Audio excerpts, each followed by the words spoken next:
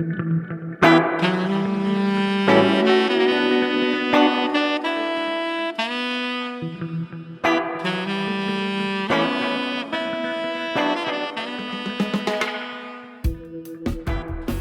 listening to the Speaking Tongues podcast. I'm your host, Elysse. Each week, I sit down to a conversation with multilinguals where we discuss and celebrate language, life, and culture through our own perspectives. Episode 124, Speaking Turkish.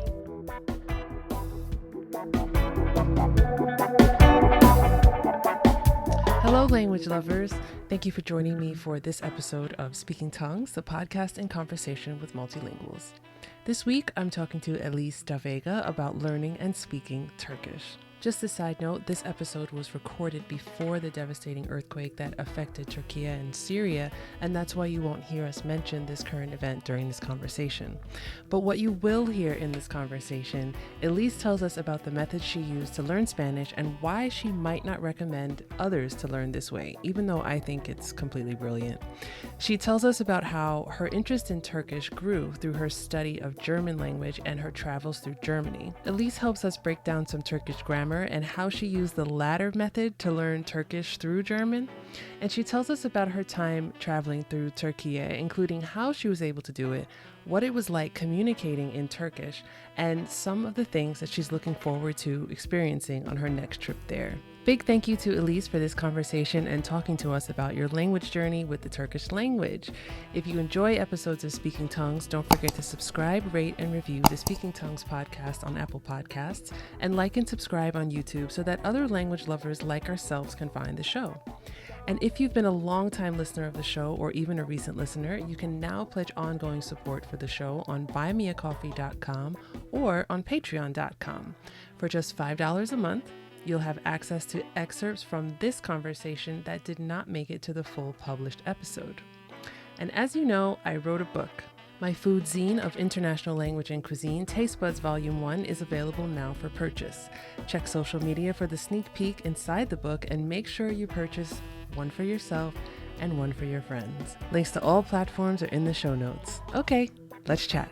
Welcome back to another episode of Speaking Tongues. I'm here today with Elysse. Finally, Elysse. Finally.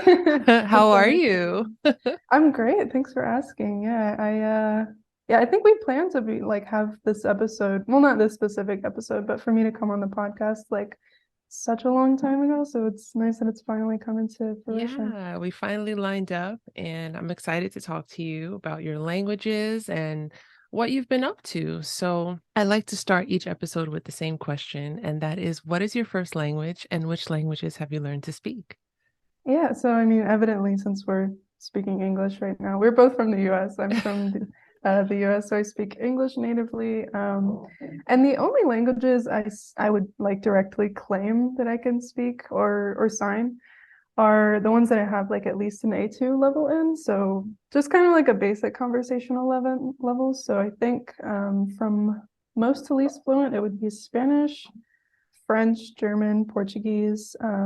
I signed American Sign Language, and my newest project, and the topic of this episode, is Turkish. So Turkish is my newest baby, kind of. That's so exciting. So the languages you said, Spanish, French, Portuguese, Romance languages. Yeah. What specifically, or maybe non-specifically, led you to being interested in these languages? Well, I mean, living in the US, of course, there's always Spanish pretty much everywhere. I'm sure you know that, living in New York as well. But I grew up in Florida, so I was always surrounded by Venezuelans, Cubans, of course, Puerto Ricans, and that's kind of how I got into Spanish. And then it was kind of just like a snowball effect, because Spanish and French were my first two languages. And I got to high school and they were like, well, you already speak Spanish, so you can't take Spanish. So you have to take a different language. And, from there, I kind of realized that languages aren't too hard for me, because I feel like once you learn one, it gets kind of easier. So yeah, I have a different story with each one of my languages, as in how I kind of stepped into them. But yeah. Did you learn Spanish so you learned Spanish before you got to high school. Did you learn Spanish in school, or was it just strictly social, like No, picking it up? yeah, I get really like nervous when people ask me how I learned Spanish because it I'm is the sorry. most, no, no, no, not bad way, but like it's the most, I feel like kind of an authority sometimes because I have a YouTube channel where I talk about this and I give advice all the time. But with regards to my Spanish learning, I would not recommend anyone learn Spanish the way that I did because it was my first foreign language. I had no idea like how to go about it. And I was just kind of listening to music, taking words and phrases, trying to like, order my food in Spanish at the Mexican restaurant. So it was just like all these little a la carte experiences that kind of led to fluency after like 5 or 6 years, Hmm. but Yeah. so counterintuitive and really just opposite to the way that I kind of learn now, Yeah. But I think that's fun though. And I think that's for sure. like, I think that's something that you can do maybe only when you're young, because Exactly. I think that, like, honestly, I just think that, like, the connections that your brain can make when you're young and the ability you have to focus on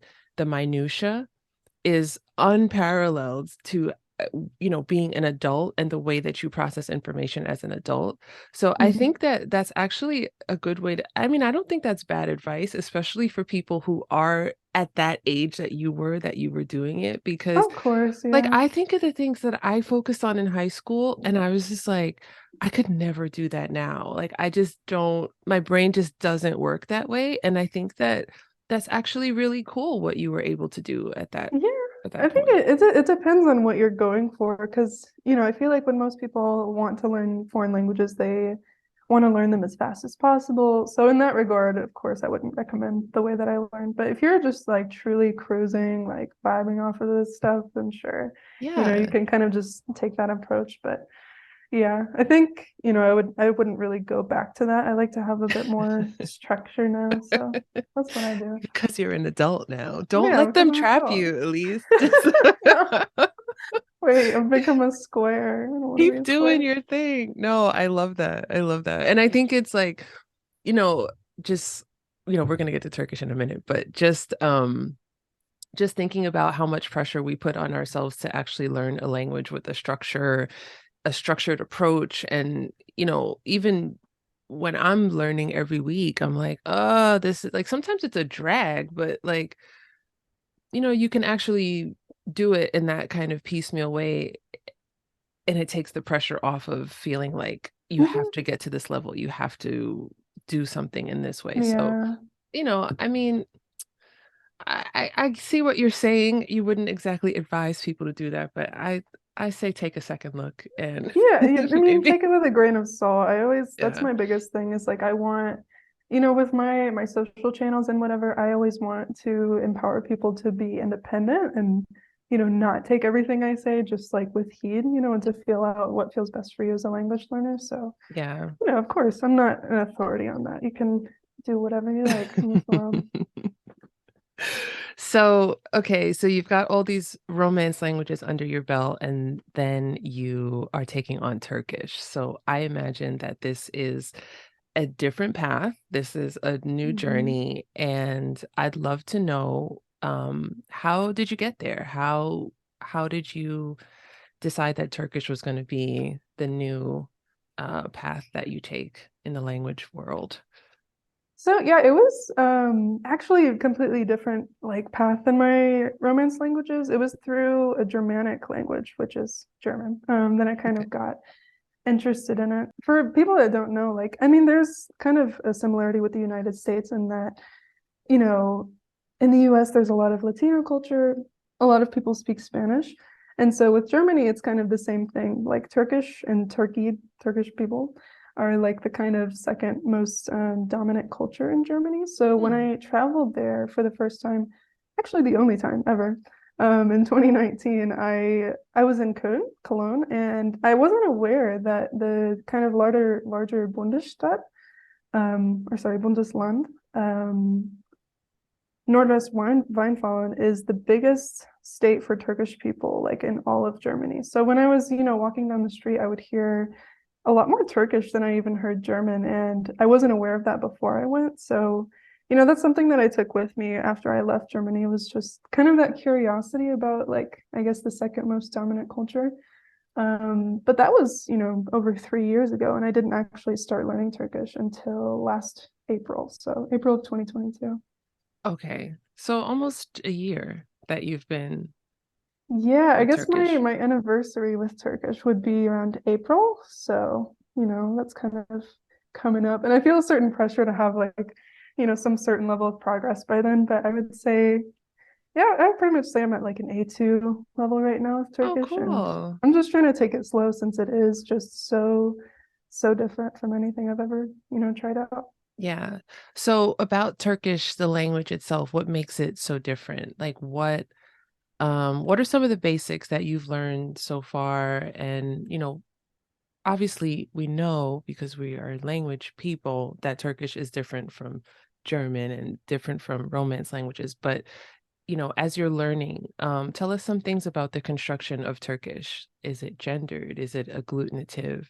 Is it tonal? Are there cases? Tell us all that good stuff. So, yeah, up front, I think in general, I should just say that as like a person whose native language is English, like as a native English speaker, Turkish is the most unique language that I've studied to date, because it's just very different from English and, every other language in so many ways. And those are, at this point in my like language learning journey, those are the kind of languages that I really love to pursue because they're challenging. So, yeah, the biggest thing I guess you should know about Turkish is how it's structured. So it is agglutinative, which in layman's terms, if you've never heard of an agglutinative language before, it just means that instead of making sentences out of like a lot of smaller separate words like we do in English, you just add suffixes, or sometimes I think prefixes or infixes, onto words to just modify their meaning. So, like, who's involved, whether it's happening like in the past, present, or future, etc. So I always like to give the example sentence in English. I did not go to the store. So in English, this whole sentence is 7 words, and that's like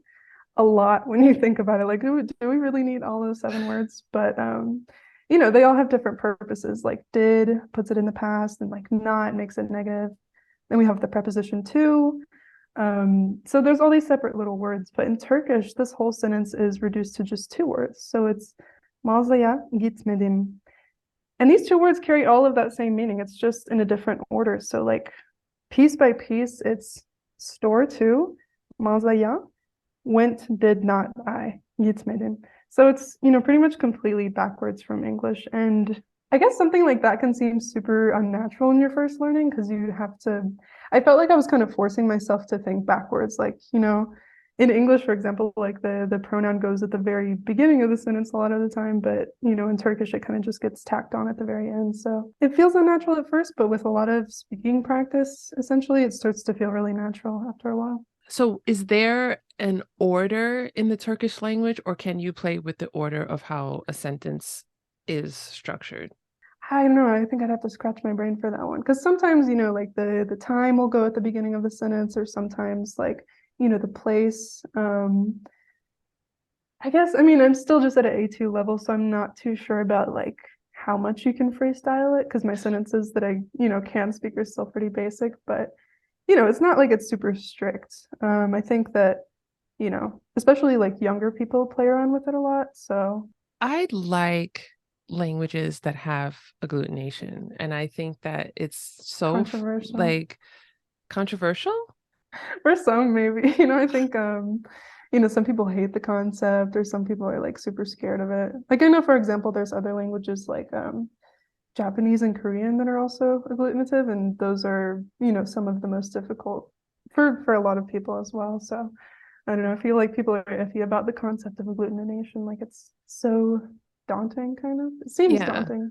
yeah. I think I always say to myself, like, you know, as an English speaker, English being my first language, I can look at agglutination and say like, oh my God, this is so scary and this is, intimidating and stuff. But then I always think to myself, like, millions of people currently can do this.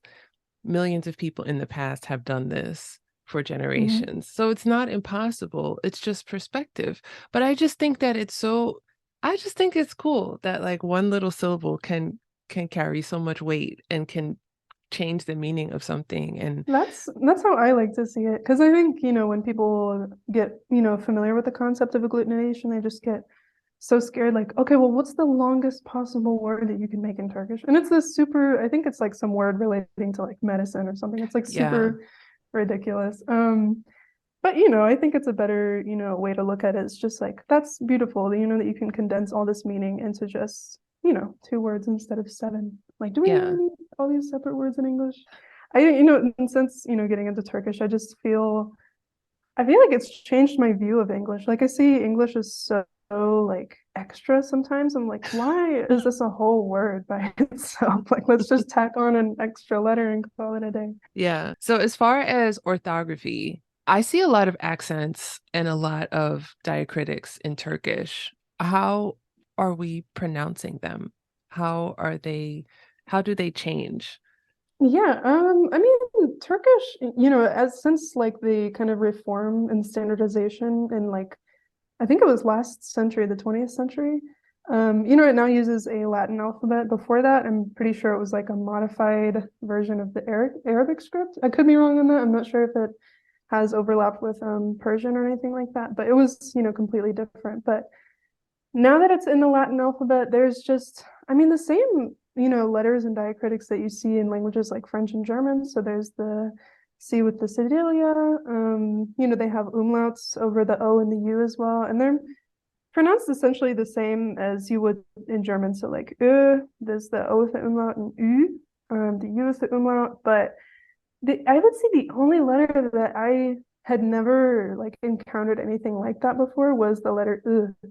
And yeah, I think you wanted to talk about this as well, like the 2 different kind of versions of I that there is in Turkish. So yeah, calling it 2 different versions of I is actually kind of misleading, because when you first start learning Turkish, you might think that these letters are similar, but they actually make completely different sounds. So first of all, there's I with a dot above it, and that's both in lowercase and uppercase. So that letter is called E. And then, so like, I guess, for example, in the word Istanbul, so that's an E kind of sound, or the word ilginç, which is interesting. But then in contrast, there's this letter that looks like an I with no dot above it, and that's ugh. So it's actually completely different. It's more like what we would equate in English to like some kind of a U, or like a schwa, E kind of sound. Okay. As in the word ıslak, which means wet. So that can be kind of confusing at the beginning. And I remember, like, especially as a beginner, I would always just out of physical reflex, like write with a dot at the top, and I would have to like cross it out and just train myself to unlearn that, because yeah, I mean, it's the only letter that I had just completely never come in contact with before. You made this decision to learn the Turkish language, and what were some of the things that you used to, a lot in this past year of your journey? What were some things that you did to help you to start, first of all, and to keep going and to improve? Yeah, so I think at the beginning of every like journey with all of my languages, I'm always immediately like very speaking and listening focused, just because I'm a person who's a big like accent perfectionist. And so I always like, to get my accent right, I do a lot of listening. And even like when I could only say like 2 or 3 words, I took an italki class just to like, like, I don't know, get acquainted a little bit. But in a larger sense, like when I first started learning, I was interested more in laddering. Are you familiar with that kind of method? I've heard it. Okay, I can explain it then. So laddering is just when you learn a language, or attempt to learn a language through another language that you've already learned. So, Okay. I mean, this may seem like a big concept for, us as native English speakers, but when you think about it, that's like what a lot of people already do. Like, for example, you can get access to a lot more language learning resources through English than with other languages. So, people that have learned English as a foreign language, I find that oftentimes they're, learning other languages through English. And that's what I tried to do with Turkish, except I was doing it through German. And this Oh, was, I thought it made sense, because it's like that's how I first encountered the language. So there has to be like a lot of good resources for Germans, right? Because Germany and Turkey, they have like a lot of business relations. There's a lot of cultural overlap. So I thought like, this is the way to go. So I got like a German textbook like to learn Turkish, and I was using some kind of German resources, but I think nowadays I'm taking more of like a blended approach. Like, sometimes I'll use that German textbook and sometimes I'll just use like, the Buzu Turkish course. As far as speaking goes, I would say I always just try to do everything in Turkish, like in my italki lessons. I'm even at the point now where I can like get kind of basic explanations in Turkish, so. What was that experience like, or ongoing, I assume, learning Turkish Mhm. through German? I'm not under the assumption that it's hard, but I'm wondering what kind of mental activities you have to Mhm. go through to do that. And Yeah. I think in terms of pronunciation, well, you have a high level of German anyway, so I Mhm. would imagine in terms of like pronunciation, like It made me speak Turkish like a German person. And that's why I had to stop. That's why I keep talking about like I'm taking a more blended approach now, is because I right. don't want to speak like I think somebody told me at one point, they were like, you sound like a German who's learned Turkish. And I was like, no, that's not what I want. So I kind Mm, of, it was interesting because I was kind of confused as I would be doing like the laddering process because I would have to decide like, okay, am I trying to like learn German or am I trying to learn Turkish right now? Because I would be in my like German textbook and I would be highlighting words that I didn't know, like in the instructions and stuff. yeah. And I'm like, okay, is this important? Like, should I just like not, should I think I had to really decide not to try to like learn German and just use it. And it's still kind of hard, with laddering. I kind of haven't really found a way to reconcile that. Right. So that's why I think I'm just trying to shift myself more towards just, I don't know, learning objectively, like learning. I don't know. It's hard to kind of figure it out.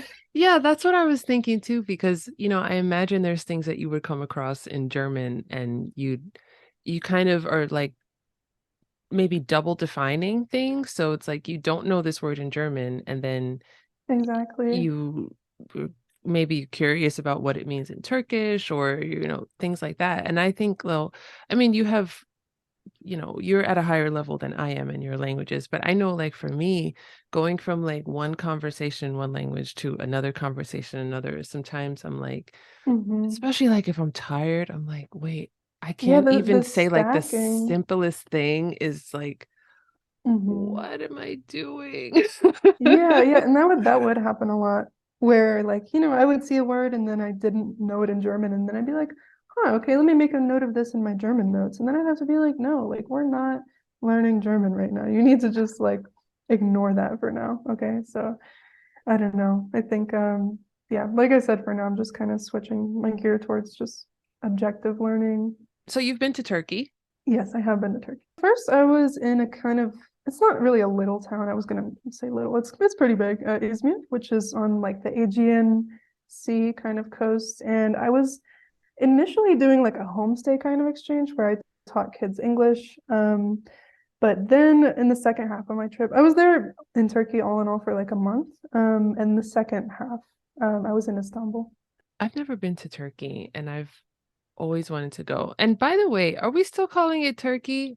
I was just about to bring that up. There's I think as of last year, like I guess Türkiye, they proposed Turkiye. that they internationally want to be known as Türkiye now. But I mean, it's kind of a whole controversy in like the English speaking world because we don't have the diacritic u, like we don't pronounce u like that ever. So I feel like, if it is going to catch on, it's not going to catch on for at least like 20 or 30 years. But Oh no. I guess, we should call it Türkiye, shouldn't we? Turkiya. Yeah, Türkiye, I'm let's do we're it. gonna we're gonna course correct mid-episode. Which is fine because you know what? It's a learning moment and I welcome For those on sure. this Let's be show. part of the movement, everybody. Yeah. So a month in Turkiya, um, I can't imagine how amazing that was for you.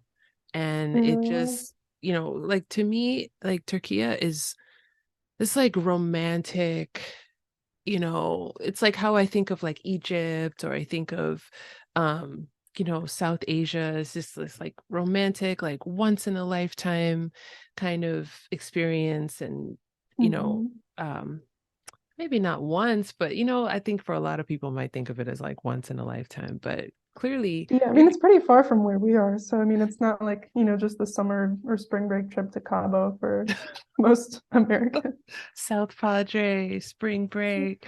So you had this opportunity. What led you to this opportunity to do that, to spend a month in Turkey? So I don't know if you're familiar with the program World Packers. It's like a website where you can just find like homestays or ecological like farm project or like there's a lot of different activities. You can even like work in a hostel. And basically the concept is just that you work and you get like lodging for free. So that's how I found that kind of situation in a like Turkish homestay. But yeah, I mean, I kind of just sought that out for myself because it had been like 5 or so months of learning Turkish. I had just graduated college last year and I was like, I want to take the step and like, Yeah. it would be really cool at this point, like as a beginner to just kind of, not have like built up notions or like random notions about what it should be and just kind of like, throw myself in there. Yeah. So that's what I did. And 5 months, and you go and you stay with a Turkish family. Yeah, I mean, And they spoke perfect English though. It's not like I was the kids, it was crazy. Like they spoke German, they spoke French, they spoke English. oh my So, gosh. I was supposed to teach them English, but yeah, actually I ended up leaving after a little while just because I wasn't even getting to learn as much Turkish as I wanted, because it was pretty much all the time English. Yeah. Oh my gosh. But that's really cool. I mean, I should have done that when I graduated college, like a very long time ago. But I mean, you can still do it whenever just to celebrate your learning, if you have the time and the funds. I definitely want to do a language retreat at some point. It's just like I'm in the system now, and I don't have vacation time. And then I have to tell people like why I'm doing this at my age. And they'll be Hmm. like, are you having a midlife crisis? Like, Oh my what's wrong gosh, with you? God forbid somebody travel. That's a red flag right there. To go somewhere for like a month, I think is just amazing. And I'm glad that you had the opportunity to do that. Yeah. I mean, I think But people that know me, they're just like, oh, that's what she's doing. Like they're not too surprised. yeah. But what was it like when you did, maybe not when you were with the family, but when you were out in town? And let's not get to Istanbul yet, but when you were Mhm. in this other city and you're out, you're around town, you're talking to people, etc. What was it like speaking in Turkish and getting to know people and using your Turkish? Like how did you feel and what were some of those experiences like? Yeah, I think I was kind of restricted in my Turkish speaking because I was just like, having shop interactions, like public transport. But, I would kind of like advocate for myself because I would be asking people like dumb questions that were kind of just obvious that I already knew, just so I could get like an opportunity to say something.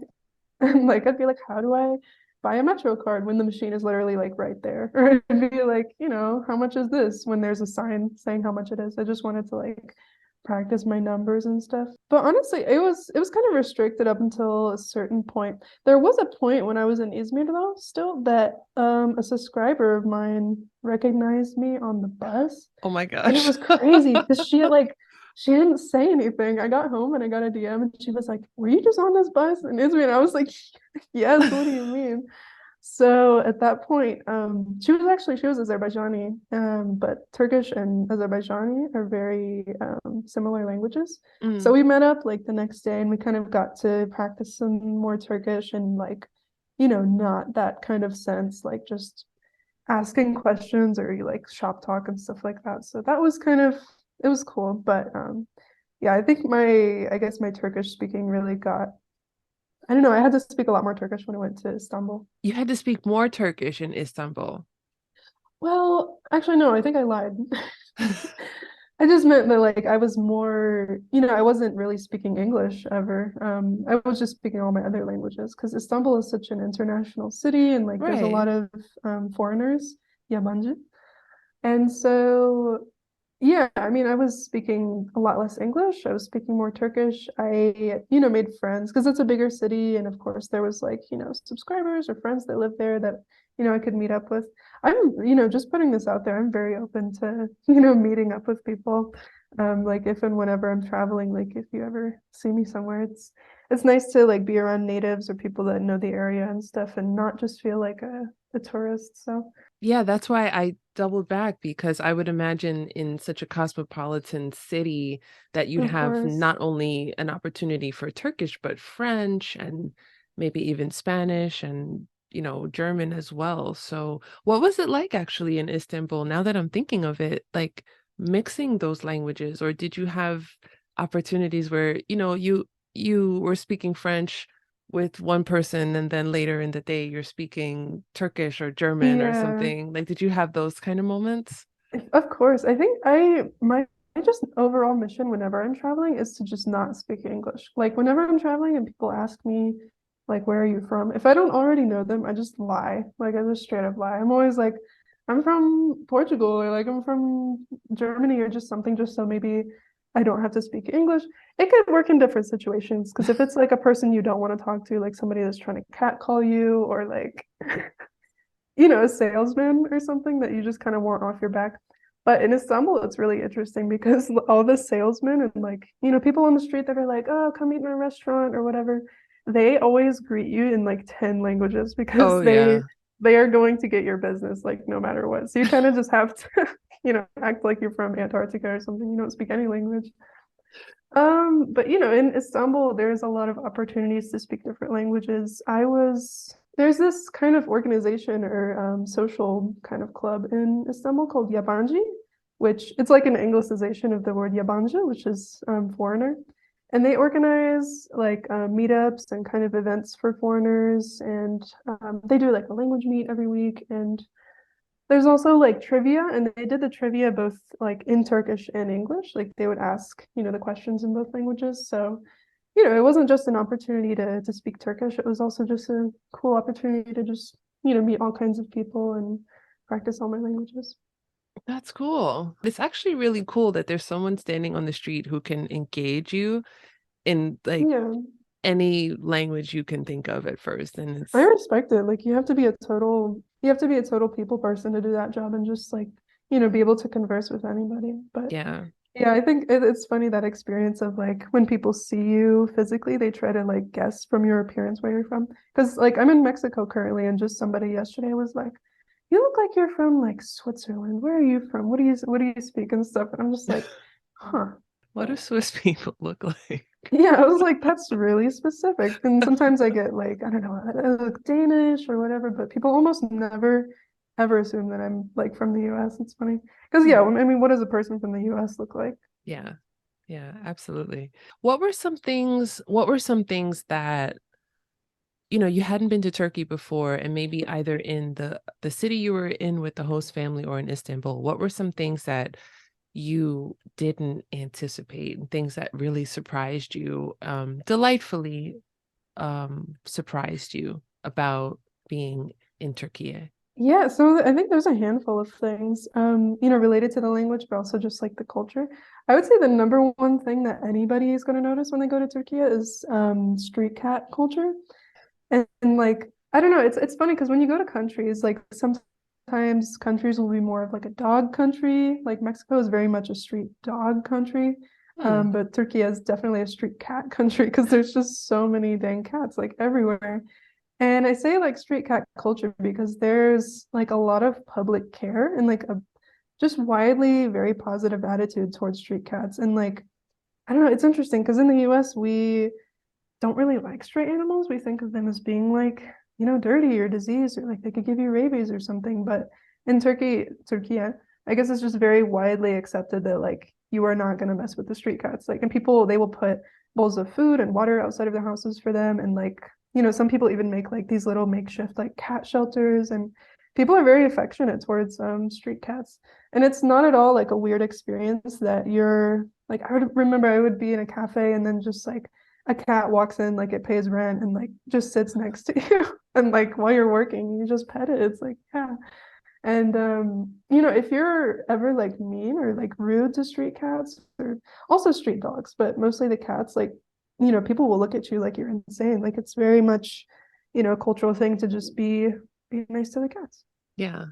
And Oh, I there's like even, I that. think there's a documentary called I think it's just called Kedi, which means cat in Turkish, and it's just about like the street cats in Istanbul for How anybody that's cool. more interested in the topic.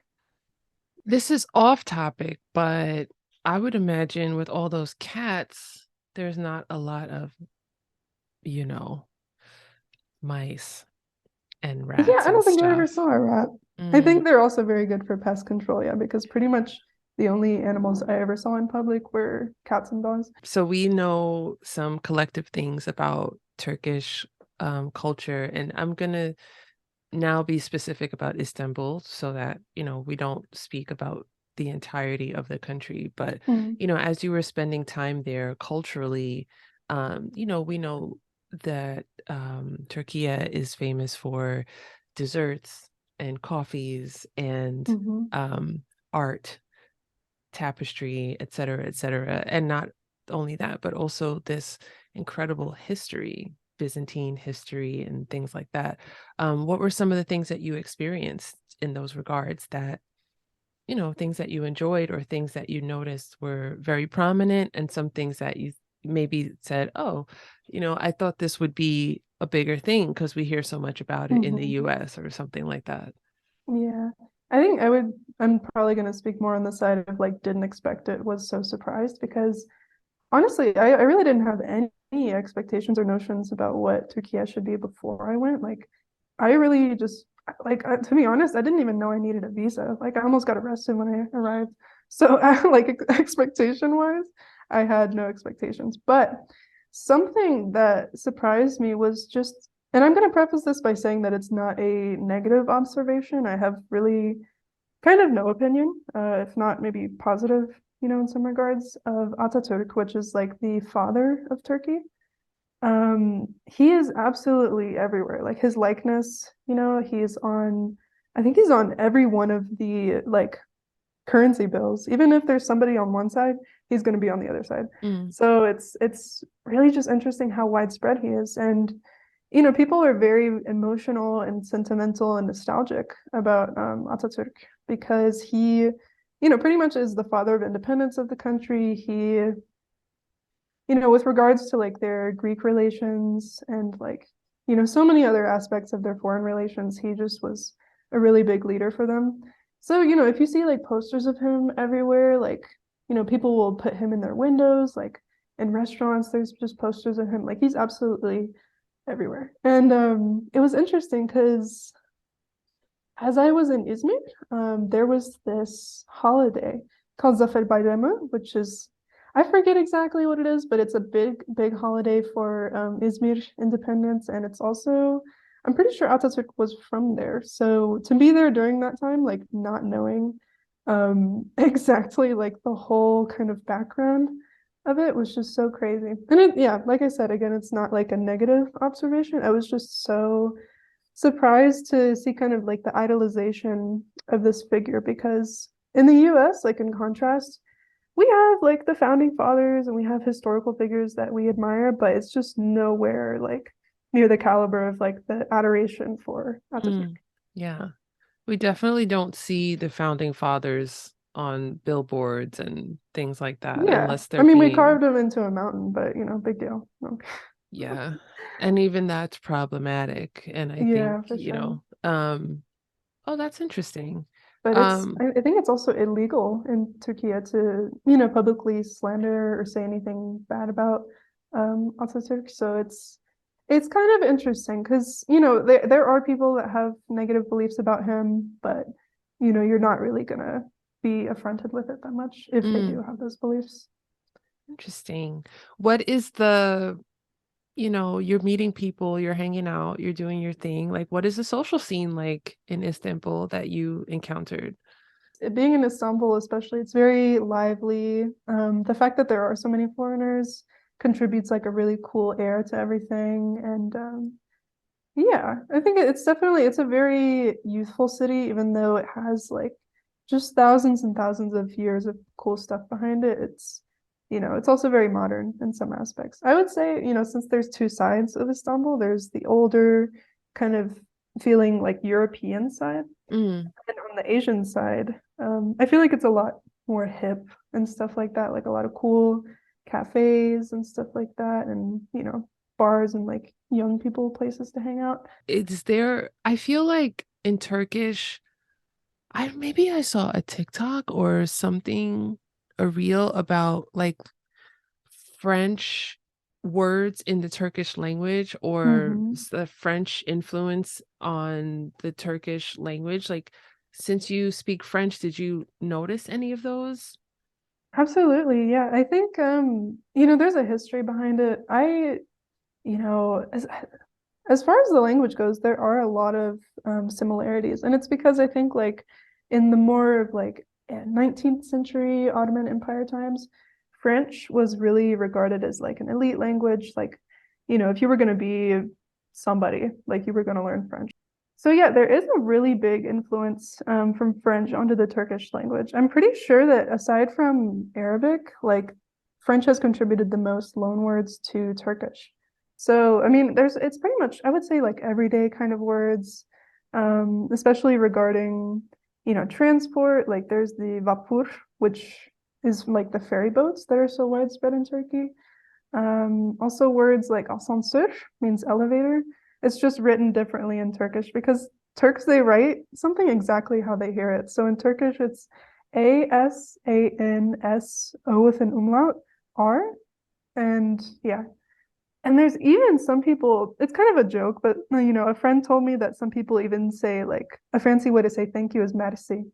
So it's Mm. kind of like, it has a distinct kind of there are everyday words, but there are words that, kind of are the fancier versions to say something in Turkish that are like the loan words. So you're gonna go back to Turkey.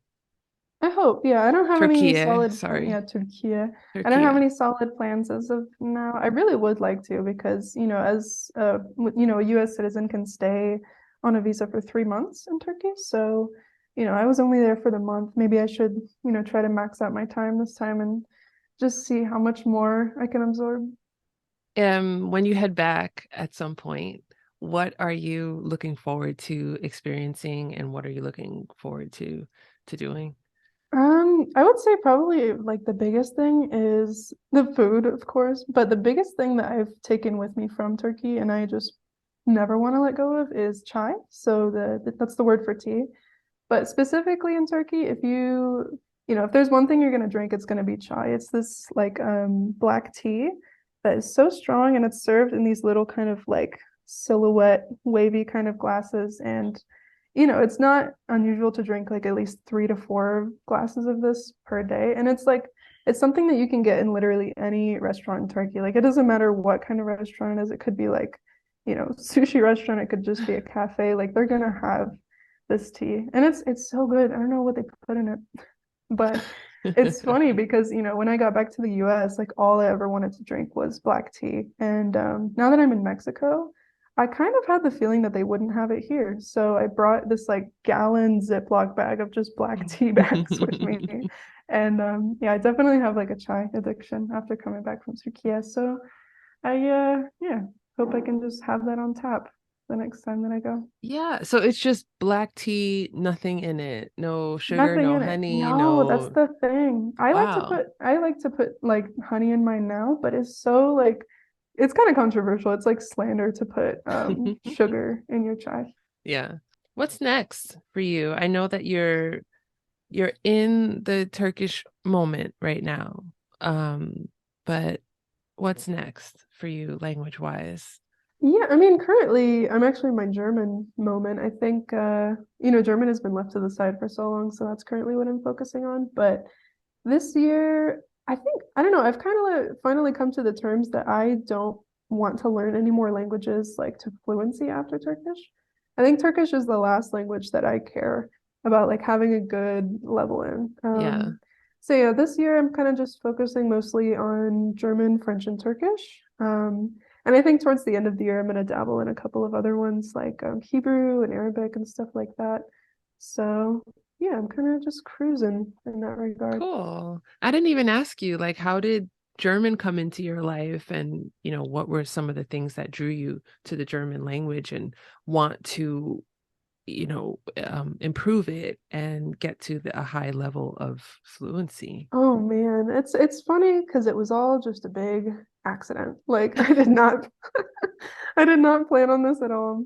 Like I don't know, it was the same thing with French. So I kind of just got bored and I was like, well, this language thing seems to not be too hard for me. I think I'm gonna try a new one. And my high school at the time also offered German. So I was just like, all right, let's try it out. I ended up not liking my teacher. So Mm. I ditched it after like a year and a half and just decided to learn it on my own. But the funny thing about German is like it's very kind of compatible with the person that I am because I am very competitive. I'm an Aries, and so I love like a good challenge. And the great thing about German is you just never run out of challenge. So it's kind of good in that regard, but it's also kind of like a scam because it's like, wait, because I think was just like, wow, this is challenging, which makes it really rewarding, but it kind of turns into like this compulsive like need to be so perfect. So I think Mm. I don't know, this year I'm planning to take my B2 Goethe exam for fluency and yeah, I don't know, I think I kind of just finally want to have it on paper that I can speak this language because it can be so like love-hate with me in German. Oh. And the time that you were in Germany, how did you do when you were just out and about and, I living would your say pretty best good. life? I Hmm. think, when I would talk to people, they'd be like, wow, aber du sprichst akzentfrei. Like, you don't have any accent. Like, and there was even, I think this is a larger anecdote, but I was, out on the street on New Year's Day looking for shampoo because I hadn't, I'd run out of shampoo while I was traveling. And this random lady, invited me to her house to have breakfast with her and her neighbors, and she gave me shampoo. So, I got to kind of practice my German in that regard. But yeah, I guess at that time, I didn't really have too many friends out there and I didn't really know too much. So I think I didn't really get to speak as much as I wanted to. But yeah, definitely that lady, the shampoo lady, she gave me a Oh. boost of confidence. And how do we say shampoo in German? Shampoo. Oh. Oh. No, that's the thing. There's so many just English words in German as well. Yeah. So when you go back to Germany, you'll be able to use your German and use your Turkish. I hope so, yeah. That'll be so exciting. And hopefully you'll get to compare and contrast the German culture in the diaspora, Turkish culture in the diaspora in Germany to, the time that you had in Türkiye, and Hmm. you'll get two sides of a story, I think.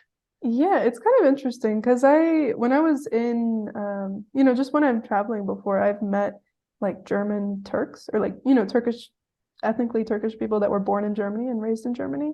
And it's kind of the same with like, some Latinos in the US that can't really speak Spanish. Like sometimes they, I would try to have like a little conversation with them and they'd be like, oh, I can only say the basics and stuff. Mhm. So it's kind of interesting, those parallels. Yeah. I think it's cool that people can pick up languages or dabble in languages, but it's my belief that the culture is as important as the language too. So, it's for me, it's more interesting to, talk about the culture through the lens of the language as I For sure. can. So, thank you so much for having this conversation Yeah, thanks for with having me me. on. And I'm so glad that we finally got to, you know, sync up and actually sit down and talk. So this has been a lot of fun.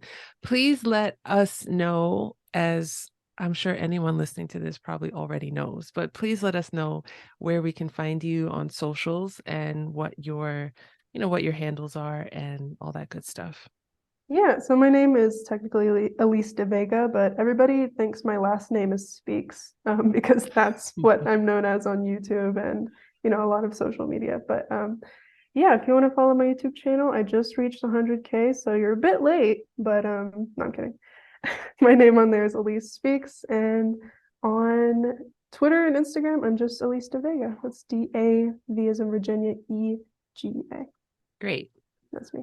Yeah, I'll add links to your channels in the show notes for this episode so that people who are listening can click and be part of the 100,000 followers. Yeah, so exciting. Yeah, congratulations again on that. This Thank has you. been fun. I've enjoyed our time chatting, and I like to end each episode with the same question, and that is, do you have any jokes, popular sayings, tongue twisters, cool slang words, idioms, words of wisdom, or words of advice in Turkish to share? Yeah, there's I thought about this one long and hard, but I think there's one thing you should know about Turkish that you can just use even as a beginner. The word ya in Turkish, it kind of is just like an interjection. It has so many meanings that I feel like it just has lost one singular meaning, but basically the word ya, you can put it at the end of literally any sentence and it'll just kind of soften it and also make it sound like a bit more native, I guess. So like, Yeah? if you're telling somebody on the street, like, leave me alone, and you kind of want to be rude, but you don't want to be like too rude, you can say, git başımdan ya. It's like, but get away from me, man. It's kind of just like, and I use this one a lot when I was in Turkey, and there'd be like people trying to, at the nighttime, trying to, talk to me. Mm-hmm. Or it could just be in everyday situations like, I'm on Daniel, like, but why? And it kind of just, yeah, kind of smooths things out and makes it sound not so like firm, I guess. Yeah. Yeah. I like that. And that's something, you can implement even if you're just a beginner.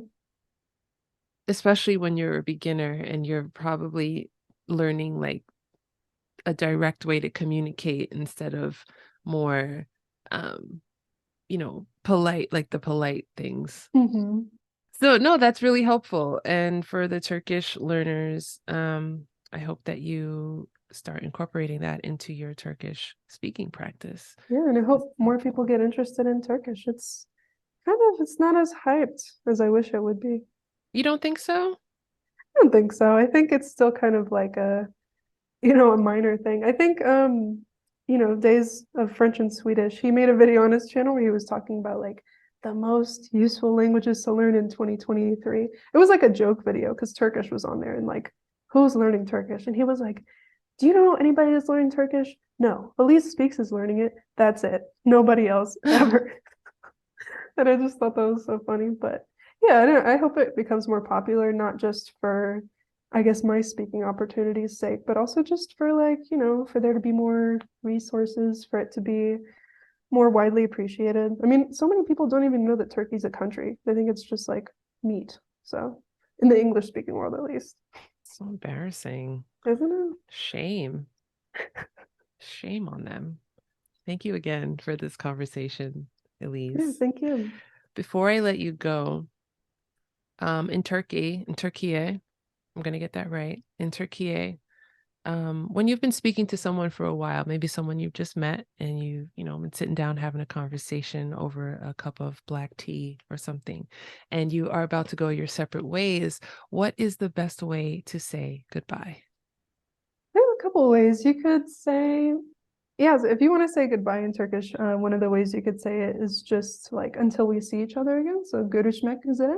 It means just literally like see each other until kind of. Okay. I'm going to repeat after you slowly. So yeah, the word is görüşmek Görüşmek üzere. üzere. Görüşmek üzere. Görüşmek üzere.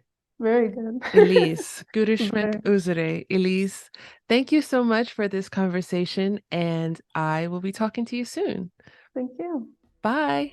Bye then. Görüşmek üzere. New episodes of Speaking Tongues are available every Monday, 7 a.m. Eastern Standard Time. Don't forget to subscribe to our YouTube channel and to like and share episodes with other language lovers like ourselves. A bientôt.